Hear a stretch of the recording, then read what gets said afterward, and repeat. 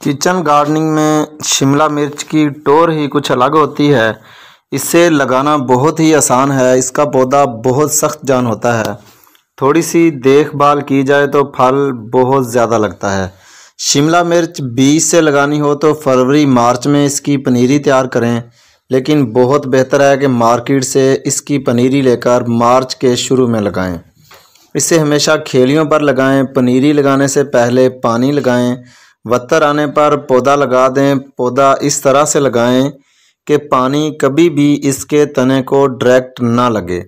ہر 15 دن کے بعد ایک مٹھی کھاد ڈال کر اس کی گوڈی کریں اور مٹی کو اس کے تنے کے ساتھ لگا دیں۔ اس کی کھاد میں آپ نے فنجی سائیڈ بھی ڈالنی ہے۔ فنجی سائیڈ میں اسے تھائیوفینیٹ یا بائر والوں کی ایلیٹ اس ٹائپ کی زہریں اس کے ساتھ مکس کرنی ہیں۔ اگر آپ اس کو یہ چیزیں نہ ڈال سکیں تو پہلا مہینہ ہر 15 دن بعد یوریا کے 10 یا 12 دانے ڈالیں اور پھول لگنے کے بعد DAP ڈالنی شروع کر دیں۔ جب شملہ مرچ مناسب سائز کی ہو جائے تو کاٹ لیں۔ جب کاٹیں تو ساری شملہ مرچیں کاٹ لیں، چاہے وہ چھوٹی ہوں یا بڑی۔ اگلی بار ساری ایک ہی سائز کی ہوں گی۔ ہر 15 دن کے بعد یہ پھل سے بھر جاتا ہے۔ 2 لوگوں کے لیے 3 پودے ہی کافی ہوتے ہیں۔ مارچ میں لگایا ہوا پودا ستمبر تک پھل دیتا رہتا ہے۔ اس پر بیماریوں اور کیڑوں کا حملہ بہت ہی کم ہوتا ہے، بس تنے کو ڈائریکٹ پانی نہ لگے۔